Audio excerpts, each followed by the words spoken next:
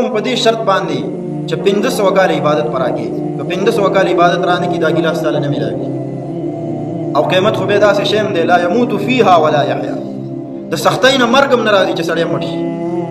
ژوند هم د ژوند پر کم نه او د سختۍ نه مرګ هم ناراضي چې سړی مړ شي نو چار څومره تګي یا تند به برداشت کوي خو مرګ نشته دلته کتګي شي نو یو 3 ورځې یو 4 ورځې اخر به مړ شي یا سخت به ختم شي والله پاک فرمایي د قیامت داسې ورځ لا يموت فيها ولا يحيى نو پکې څوک مري او ولا يحيى او نو ژوند پر کمی ژوند به د ژوند پر کمی نو او به وغواړي 1500 کال عبادت په بدل کې فرشته بوله 1500 کال عبادت راکنه ولا بداو بدل دا سړی به حیرانم شي چې یو ګلاس وبو باندې 1500 کال داسې عبادت چې صرف وبس کړي او انار خوړلي او غار کې عبادت کړي جزیره کې عبادت کړي زمونږ او تاسو باندې عبادت هم نه چې دلته جمعات کې منځ کو بار لګي شو هغه ګناونه رانه وشي چې دنه کوي هغه کارونه وکړي چې دنه کوي د عبادت هم نه خالص عبادت یې کړي قبول شوی عبادت یې کړي نو سخت به پینو دی پرشتي له بوې چې ما 1500 کال مکمل عبادت کړي ټول واله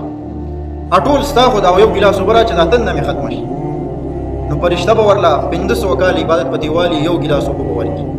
چوبور کې به اوس کې تند به ختم شي سسات پس په بیت کې شي الله پاک به بیت تند راوړي چې تند راوړي نو به وبو واړي پرشتہ به ورلوي چې دا 1500